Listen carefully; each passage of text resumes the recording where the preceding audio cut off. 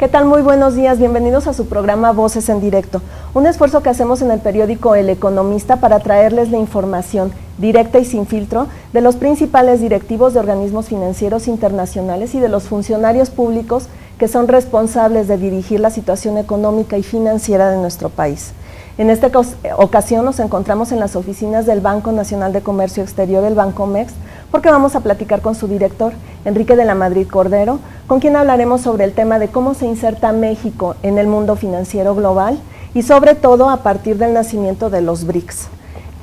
Sin más preámbulos, nos vamos a un corte y vamos a comenzar.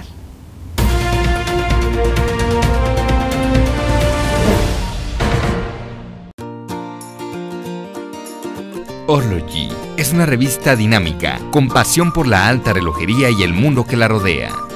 Expresamos, conocemos y apreciamos los guardatiempos más exclusivos en el entorno para el que fueron creados. Descubre las más recientes tendencias en moda y tecnología, los elementos principales que forman tu personalidad y modo de vida. Descarga la aplicación para iPad y sumérgete en el mundo Horlogy. Entrevistas, conceptos innovadores, vanguardia, recomendaciones, noticias de interés y mucho más. Horlogy, la revista de alta relojería.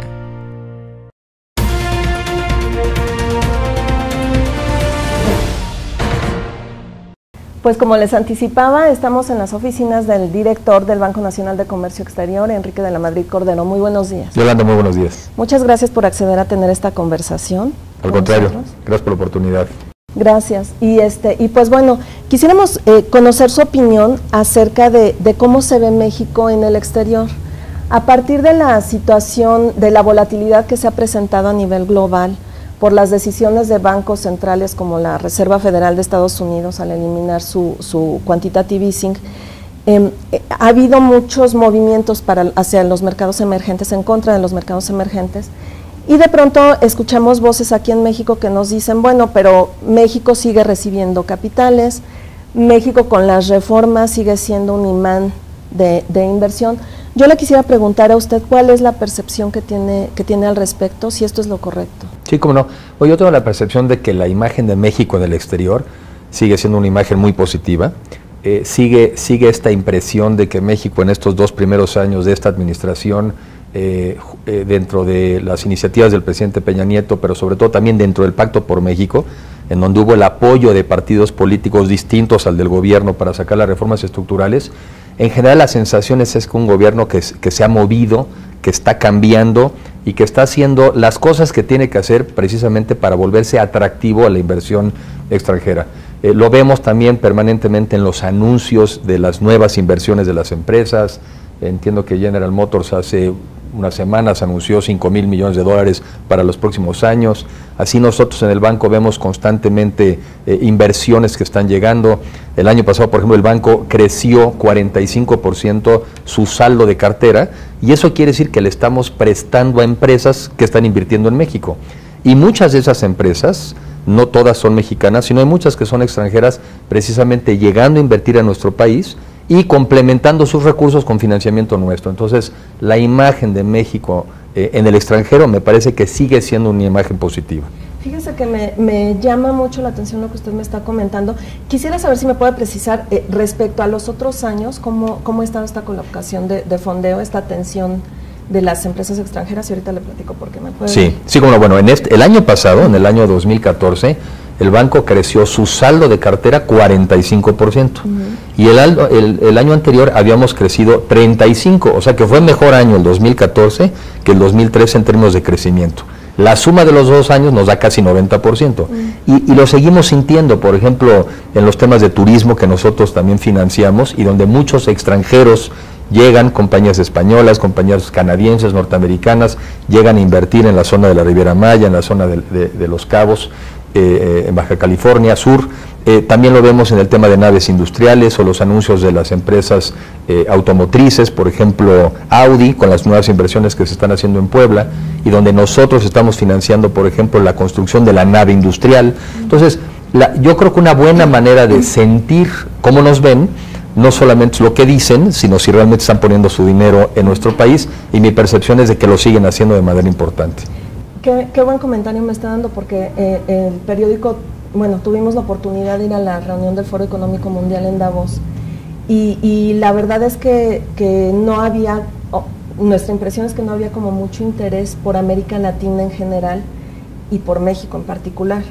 De hecho, de América Latina, cuando hablan los grandes empresarios globales, en lo que se centran es en Brasil, no en México. Y bueno, Brasil ahorita está pasando por un momento económico pues no muy bueno. Sin embargo, del caso de México sí me llamó mucho la atención, porque bueno, tenemos la carga de las reformas, ¿no? Las reformas aprobadas. Quisiera preguntarle qué es lo que está pasando, por qué los empresarios globales de pronto parece que no están volteando hacia América Latina, y por qué México está como a un lado. Bueno, la percepción que tengo, y no negando lo que comentas, porque además estuviste ahí, lo que yo tengo la percepción es que, bueno, primero el año pasado, pues fue el año donde incluso estuvo el presidente en Davos, y por lo mismo seguramente la propia organización hace todo un evento pues más fuerte alrededor del país. En este caso no fue el presidente, fueron los secretarios de Estado, entiendo que el de Economía, estuvo la de Turismo, estuvo el director de Pemex, y lo que a mí me relatan es que en sus reuniones de uno a uno con los inversionistas siguieron viendo mucho interés. Comentaba que en el caso, por ejemplo, de Pemex, donde a partir de la ronda 0, donde a ellos se les han asignado ya algunas áreas para explotar, pues ellos lo que van a acabar haciendo y están haciendo son asociaciones para poder invertir en ese lugar. Y en ese sentido el interés sigue siendo muy importante. Entiendo que ha habido ya licitaciones, o está habiendo el proceso, ha habido el interés ya de unas 15 empresas para venir a México, 5 de ellas ya están poniendo incluso recursos para hacerlo. Entonces, lo que yo recojo de los comentarios es que sigue habiendo ese interés, a pesar de la caída de los precios del petróleo, y a pesar de que sí es un año que se ve complicado a nivel internacional, por la permanente amenaza de la subida de las tasas de interés en Estados Unidos. Y eso efectivamente a los países en desarrollo nos afecta, porque si te suben las tasas de interés en Estados Unidos, lo que puede pasar es que alguna parte del dinero que venía a nuestros países, pues alguna se vaya allá. En realidad también hay tanto dinero en el mundo que por más que suban, pues al final ya lo que van a pedir de nuestros países es un retorno un poco mayor para poderse quedar aquí. Pero las oportunidades de crecimiento creo que las sigue habiendo, y mi percepción es que sigue habiendo mucho interés por nuestro país en el exterior. De alguna manera, cuando se aprobaron las reformas estructurales se hablaba mucho del Mexican Moment. En todos lados querían ver a México, y en todos lados se hablaba de las reformas mexicanas. Por lo que usted me está diciendo, entonces el Mexican Moment sigue. El Mexican Moment sigue porque ¿en qué sentido sigue? En que se hicieron una serie de cambios legales en esta primera etapa, cambios legales fundamentales, como por ejemplo pues el inicio de una reforma educativa que claro que va a llevar muchos años, pero cuando menos es el arranque. Una reforma muy importante en materia de competencia económica, incluso con la creación de un instituto especial para el tema de telecomunicaciones, que lo que va a permitir, o de hecho está permitiendo, pues es la entrada a este mercado de empresas que antes no podían entrar. En ese sentido hay que destacar, por ejemplo, el anuncio de AT&T comprando Iusacell y comprando Nextel, pues para competir de frente con Telcel y con Telmex. Entonces, ahí hay, por ejemplo, evidencia de que con esas reformas estructurales en materia de telecomunicaciones están llegando inversiones nuevas de una compañía del tamaño, por ejemplo, de un AT&T. La reforma energética, que sin duda va a acabar siendo la de mayor trascendencia, que está abriendo al sector energético, tanto en la parte de petróleo como de electricidad, y que se lo está abriendo a la inversión privada, nacional y extranjera. Y que también lo mismo, vamos a ver la llegada de inversiones en donde antes no podía más que el Estado invertir, pero que a veces el Estado tampoco podía invertir tanto, porque tenías que competir en los recursos para, o meto en petróleo y en exploración, o meto en nuevas escuelas, o meto para una refinería, o me meto más a salud. Ese tema que nos traía en un debate de un presupuesto con restricciones, eso se va a liberar en la medida en que la reforma permite la llegada de más inversión. Entonces, las reformas ahora pasan a su fase de instrumentación, que sin duda es el reto más importante, pero en esa medida es que irán dando resultados de manera gradual, unas más rápido que otras. La reforma, por ejemplo, en materia financiera, que nos toca a nosotros de manera muy directa, y que entre otras cosas libera a la banca de desarrollo para que sea más activa, desde mi punto de vista es una de las razones por las cuales se explica que en nuestro caso hayamos podido crecer 90% en los primeros 2 años de esta administración. Antes teníamos una serie de restricciones, teníamos que pasar por más comités, teníamos que pasar por un proceso burocrático más largo hasta para cosas internas, y nos ha venido dando la ley una serie de libertades que estamos aprovechando para prestar más. La banca de desarrollo en su conjunto ha crecido también en estos primeros 2 años cerca de un 30% su saldo, muy por arriba todavía del de la banca comercial, que también está creciendo. Entonces, en ese sentido sí seguimos con un momento, y ahora, claro, el reto, como lo señala, por ejemplo, el documento de la OCDE recientemente sobre México, ahora el reto es, por un lado, instrumentar bien, y también, ¿por qué no?, seguir incorporando otra serie de reformas que son importantes para detonar crecimiento. ¿Cuáles? Pues un fortalecimiento del Estado de Derecho, y también hablan de reformas en materia de salud y la parte, digamos, de pensión universal. Precisamente sobre ese tema me gustaría platicar con usted sobre el del Estado de Derecho, porque es una recomendación importante que hicieron, una observación importante que hicieron en el Foro Económico Mundial, que vuelve a hacer la OCDE en su reporte de avanzar hacia el crecimiento, donde ellos dicen, sí, tienen unas reformas muy interesantes, no las han instrumentado, pero pesa fuertemente el problema del cumplimiento de la ley.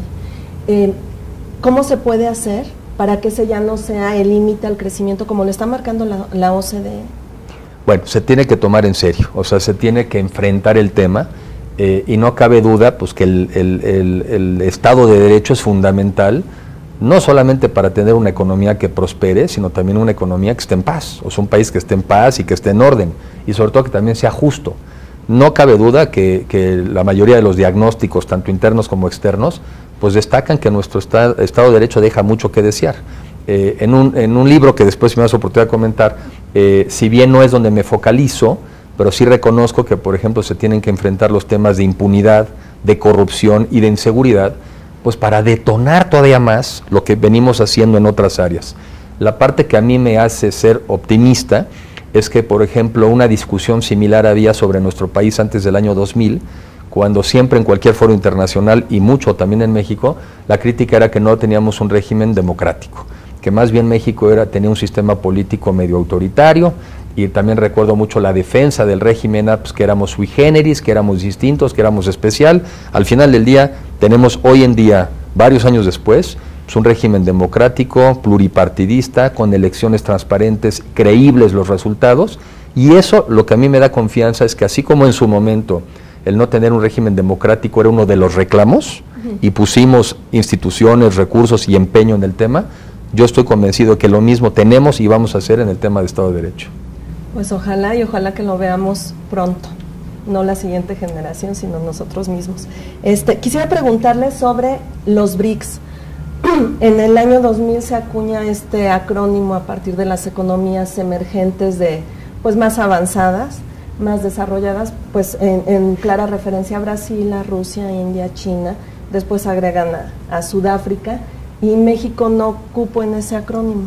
Quisiera preguntarle si es importante o no formar parte de esa élite de los emergentes, y cómo se ve México en esta serie de acrónimos para invertir o para apostarle al desarrollo. Yo me imagino que parte de la razón de empaquetar tenía que ver precisamente también con poder vender bien a esos países. O sea, entiendo que fue alguien de Goldman Sachs el que le dio el título, no el nombre, y México no entró ahí, entre otras cosas porque probablemente las tasas de crecimiento de México tampoco pueden ser tan altas. Las tasas de crecimiento de los países más pobres, por definición, por ejemplo, todavía China en sus primeros años, pues eran tasas del 12%. Ya incluso ahora que han pasado los años, ellos mismos están decidiendo que no pueden seguir creciendo esa tasa porque trae otros fenómenos y están creciendo a tasas ahora del 7%. La India, que también tiene un ingreso per cápita mucho más bajo que el nuestro, probablemente también se le veía con más potencial de crecimiento. Me refiero al monto de la tasa, ¿no? Crecimiento seguramente arriba del 6, del 7%. En ese sentido, México no está ya ahí, porque México tampoco tiene ese nivel de subdesarrollo. Lo que yo creo que es importante resaltar es que México sí tiene una serie de condiciones para acelerar, cuando menos duplicar su crecimiento, que en los últimos 30 años ha sido 2.3% promedio anual, y digo promedio país, porque ahorita podré hacer algún comentario al respecto, Y claramente nosotros tenemos que cuando menos duplicar ese crecimiento para poder funcionar y para poder mejorar el nivel de vida de la gente. En ese sentido, las reformas estructurales promovidas y en proceso de instrumentación, lo que persiguen es liberar los obstáculos. O sea, ¿cómo puedes crecer al 4 si tienes una energía eléctrica donde una empresa mexicana la paga 75% más cara que en Estados Unidos? ¿O cómo puedes ser competitivo si a veces ni siquiera hay suficiente energía eléctrica en el país? ¿O cómo puede ser competitivo si se te han venido concentrando algunas actividades en monopolios, tanto públicos como privados? Pues había que liberar esas cosas, había que atenderlas precisamente con la finalidad de duplicar el crecimiento económico, que es la única manera de que haya más fuentes de empleo para los mexicanos que lo están buscando y que se ocupen, pero sobre todo que se ocupen en actividades de valor agregado y mucho mejor remuneradas. Entonces a mí me preocupa mucho que si te meten o no en un club que además también, pues si ya vemos las cifras hoy en día, ya no lo pondrían todo en el mismo club. Brasil se ha desacelerado, China se ha desacelerado, el caso también de Rusia, también con complicaciones. Entonces yo creo que mejor no estar en el club de moda, lo que importa es que nosotros veamos cuál es nuestro potencial, que veamos nuestras fortalezas y trabajemos en ese sentido, pues, para mejorar el nivel de vida de la gente. Muy bien. Pues muchísimas gracias por darnos estas observaciones. Vamos a conversar en la siguiente parte de esta entrevista acerca de las fortalezas y sobre todo a platicar sobre un libro del que es usted autor. Gracias, muchas gracias. Vamos a un corte.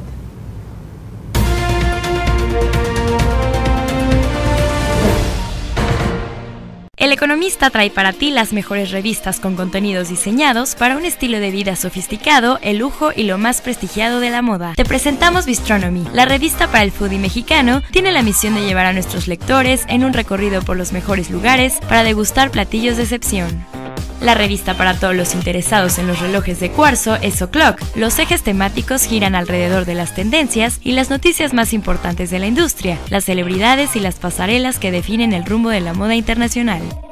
Equestrian, la única revista de estilo de vida ligada al mundo ecuestre. Podrás encontrar noticias relacionadas con el lujo, los looks y accesorios obligados para él y para ella, los mejores gadgets, relojes, joyas, autos, motocicletas, vinos, restaurantes, platillos, spas y destinos. Si eres amante de la vida náutica, te presentamos Luxury on Board, donde te mostramos los mejores destinos nacionales e internacionales. Te ofrece un directorio actualizado con las marinas en México más importantes. Horloger, la revista de alta relojería, te ofrece todos los contenidos relacionados con las grandes novedades presentadas por las marcas, así como un recorrido desde las entrañas por una de las industrias más importantes en el mundo del lujo. Aquí encontrarás los mejores contenidos sobre las grandes ferias de relojería, como Basewall en Basilea, Suiza, el Salón Internacional de Auto Luxury en Ginebra, Suiza, y el Salón Internacional de Alta Relojería en México.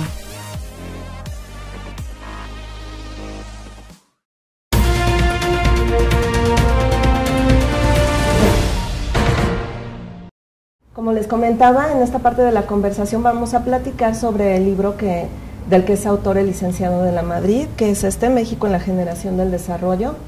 Y pues lo quiero ligar con el tema del que estamos conversando, a partir de la relevancia que tiene para México ser una economía en desarrollo y hacia dónde vamos. Quisiera preguntarle, ¿de alguna manera usted ve que México puede llegar a ser una economía desarrollada? Sí, claro que sí. Sí, justamente el tema del libro es dar argumentos y datos duros de por qué México puede y debe aspirar a convertirse en un país desarrollado en los próximos 20, 25 años. La primera tesis es doy datos de los logros alcanzados, porque ¿cuál es la plataforma? ¿De dónde partimos? Y simplemente por poner algunos ejemplos, hablo del nivel de salud en el país, una expectativa de vida de 74 años de edad, que ya es muy cercana a lo de los países desarrollados en el mundo, y muy superior, por ejemplo, a la de un país BRIC, que sería Sudáfrica, cuya expectativa de vida es de 46 años. Entonces, claramente tenemos un nivel de salud superior en el país. Hablo de la vivienda que hemos alcanzado, hablo de la infraestructura, y también hablo de la democracia, porque al final del día la democracia es el régimen que nos hemos dado para gobernarnos, y de lo que se trata es que alcancemos progreso, pero en libertad, con democracia. Hablo después de las ventajas comparativas del país y menciono pues nuestra ubicación geográfica, envidiable, al lado de la economía más grande del mundo. Hablo de una situación de una estabilidad macroeconómica, que es la que también nos permite poder planear a largo plazo. Veamos los casos hoy en día, por ejemplo, de Grecia, en donde están en un verdadero conflicto, con dificultades de poder servir su deuda y en una situación muy difícil que veremos cómo se resuelve en las próximas semanas o meses. Vemos los casos, por ejemplo, en la propia Rusia, en Venezuela. O sea, el activo de tener estabilidad macroeconómica es fundamental. Y así hablo del bono demográfico, hablo de nuestros recursos naturales y de una clase media creciente. Y también hablo del entorno internacional. No hablaba en ese entonces cuando lo escribí de la caída de los precios del petróleo, pero aún así nos hemos vuelto más competitivos con respecto a China y a Brasil, que nos tenían, yo diría, un poco opacados, y que ahora yo creo que las cosas han tomado más su justa dimensión porque nos hemos vuelto un país más productivo y competitivo. Y finalmente también hablo de las reformas estructurales, lo que hablábamos hace un momento, en el sentido de que hemos logrado como mexicanos ponernos de acuerdo para liberar una serie de obstáculos a nuestra economía. Con todo ello, el planteamiento es, sí tenemos condiciones para llegar a ser un país desarrollado, pero claro, tenemos que seguir haciendo un esfuerzo enorme, tenemos que instrumentar muy bien estas reformas, tenemos seguramente que avisorar unas nuevas, las del Estado de Derecho, que tengamos que hacer, pero la meta y la idea es que sí podemos, no tenemos ninguna razón para no aspirar a hacerlo, tenemos una base fuerte y ese es el planteamiento del libro. Me llama la atención lo que me menciona del bono demográfico, porque entiendo que había lo que le llamaban ventana de oportunidad a partir del año 2000, que era cuando la población de niños iba a insertarse al mercado laboral o a comenzar a insertarse en el mercado laboral, y este periodo, este proceso iba a ser de unos 30 años. Estoy hablando del año 2000, estamos en el 2015, y las reformas apenas se hicieron en los últimos 2 años. Quiere decir que ya perdimos parte de este bono demográfico. Bueno, se venían, el bono demográfico efectivamente es este fenómeno donde los niños y los ancianos como porcentaje de la población total pues son pocos. Quiere decir que la mayoría de las personas estamos en edad de trabajar y es cuando las personas y los países, si encontramos los empleos adecuados, generamos riqueza. Entonces, efectivamente, yo creo que andamos como la mitad, todavía no llegamos al pico del bono demográfico, pero nos estamos acercando. Por eso la importancia de hacer las reformas en este momento, por eso la importancia de que es ahora cuando podemos hacerlo, porque si no lo hacemos ahora, demográficamente en unos 15 años el fenómeno se empezará a revertir y empezará a ser una población que se envejezca, será una población entonces que tendrá que gastar todavía mucho más en los ancianos, en las pensiones, y esos recursos que hoy en día nos estamos ahorrando los vamos a tener que desviar. Por eso si hay momentos, cuando uno habla de momentos y de circunstancias, es cuando todo un poco se reúne y se junta. Ahorita en México tenemos una serie de condiciones favorables para aprovecharlas. Si no las aprovechamos, por eso creo que se nos puede ir la oportunidad. Y en ese sentido el libro es una invitación, por un lado, a un análisis más objetivo de nuestro país. Somos en México un poco dados a veces a ver nuestros lados oscuros, nuestras debilidades, los obstáculos, los pendientes, pero creo que a veces no hacemos una reflexión más objetiva sobre nuestras fortalezas y también sobre el momento en el que vivimos. Yo lo que sostengo es que los mexicanos que compartiremos los próximos 20, 25 años, las generaciones que coincidimos, sí podemos hacer realidad el sueño de los mexicanos que nos antecedieron, que es llegar a ser un país desarrollado. Y por desarrollado debe entenderse no solamente que tengamos un mejor nivel de vida material, sino sobre todo que seamos un país que podamos vivir en el pleno ejercicio de nuestras libertades y que realmente tengamos las oportunidades de cada quien vivir la vida que quiere vivir. ¿Cuánto tiempo nos puede tomar esto? Porque entiendo que economías como la chilena, que es como la más avanzada de América Latina en este proceso hacia el desarrollo, le tomó cerca de 20 años o 30 años. Yo por eso cuando uso el concepto de generación, lo digo como en términos de 20, 25 años. Yo creo que hay países, hay antecedentes, el caso de España, el caso de Corea, el caso incluso de los japoneses. Ha habido muchos ejemplos en el mundo donde en un lapso de 20, 25 años las economías cambian totalmente. Y no veo por qué México no puede hacer lo mismo, pero sobre todo pongo datos de cómo sí hemos venido avanzando, cómo hemos venido progresando, cuál es nuestra realidad actual y sobre todo por qué sí estamos en condiciones de poder aspirar a llegar ahí. Oiga, ¿qué se da primero? ¿El crecimiento o el crecimiento de la economía, o la participación financiera en el desarrollo de la economía? porque usted plantea como uno de los límites del crecimiento de México precisamente esta falta de participación del sector financiero, ¿no? Yo creo que van las dos de la mano. Esto es, tú tienes que, para que una economía crezca, tiene que tener un sistema financiero que preste. Porque si te prestan, entonces un consumidor puede, por ejemplo, endeudarse para comprar una casa, endeudarse para comprar un refrigerador, un vehículo, un viaje, y eso está generando demanda. Entonces el financiamiento ayuda a que haya más demanda y que haya crecimiento económico. El financiamiento también le ayuda a una empresa a que también se endeude, por ejemplo, para comprar maquinaria, equipo, una nueva planta, un nuevo terreno, y crezca el negocio. En la medida que hay financiamiento, también entonces hay crecimiento económico. Pero también al revés. También los bancos dirían, yo solamente presto en la medida en que hay demanda, en la medida en que la economía crece. Entonces son las dos. No es una antes que la otra. Necesitamos un sistema financiero más agresivo, un sistema financiero que preste más, pero evidentemente el sistema financiero también crecerá a su vez en la medida en que la economía crezca. ¿Y cómo le podemos hacer para que este crecimiento del sistema financiero, de la penetración, no genere suspicacias? Porque muchas de las grandes crisis globales se han dado precisamente por un crecimiento del financiamiento. Absolutamente. O sea, lo que no puedes, tú tienes que crecer con más agresividad, pero con prudencia. No se pueden simplemente dar recursos. Se tiene que prestar a aquellos proyectos que son viables, pero la verdad es que a veces también depende de uno que haya la voluntad, la visión de querer ver con buenos ojos ciertos negocios. En nuestro caso, repito, los estamos encontrando, los estamos viendo. De otra manera no podríamos crecer 45% el saldo de un año a otro. Quiere decir que hay oportunidades y quiere decir que también hay que mover a nuestra banca, la de desarrollo y la banca comercial, pues al financiamiento de las actividades emprendedoras y empresariales, productivas. Y coincido, no puede ser de manera irresponsable, porque si lo haces de manera irresponsable, tarde o temprano se convierten en créditos incobrables y acabas dañando al sistema financiero. Ok. Bueno, finalmente quisiera agradecerle que nos hayan recibido aquí, que hayamos estado aquí en su oficina, y quisiera ver si me puede hacer un pequeño resumen de de cómo ve usted a México. Vamos entonces en camino a ser una economía desarrollada, por lo que me dice, sí. Yo creo que sí.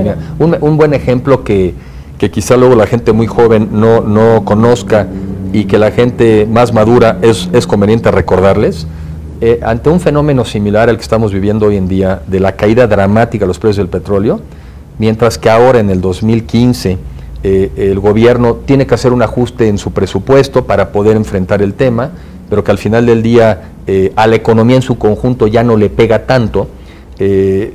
Hace 35 años una caída de los precios del petróleo como la de ahora quebró al país. ¿Y por qué lo quebró? Porque hace 35 años el 70% de las exportaciones del país eran petróleo. Hoy en día no son más del 12%. Hoy en día el 85% de nuestras exportaciones son manufacturas. Hace 35 años el déficit público era del 16% del PIB. Ahora lo que le llaman requerimientos financieros no es más del 4%. La deuda pública con respecto al PIB también era muy grande. Hoy en día no lo es tanto. O sea, 30 años han pasado y estamos en una posición mucho mejor, mucho más sólida como país para enfrentar un entorno internacional difícil. Lo pongo simplemente como ejemplo de cómo aprendimos de esas crisis, cómo desde entonces el sistema político, los mexicanos aprendimos que no podíamos vivir más allá de nuestros ingresos y aprendimos a manejar las situaciones con más seriedad. Bueno, así con esa misma habilidad que, por ejemplo, hace también, era una economía cerrada, una economía que sobre todo había estado protegida. Hemos generado una economía abierta con la firma de tratados internacionales. El año pasado ya prácticamente tuvimos un intercambio comercial de cerca de 800,000 millones de dólares. Exportamos el año 400,000 millones de dólares, cuando hace 35 exportábamos 50,000 a valor de hoy. Entonces, yo sí veo un país que ha cambiado. Lo que mencionaba hace poco, el tema democrático. Antes la crítica, repito, era que era un sistema autoritario, que no era un sistema plural, que no había mucha participación de partidos distintos. Hoy eso es impensable. Entonces, con la confianza de lo logrado, es que yo señalo que si con la misma seriedad y con más sentido de urgencia hacemos las instrumentaciones actuales, pero sobre todo los cambios futuros, claro que tenemos condiciones para ser un país desarrollado. Pues perfecto, muchísimas gracias por sus comentarios y muchísimas gracias a ustedes por haber estado con nosotros. Nos vemos en la próxima emisión de Voces en Directo.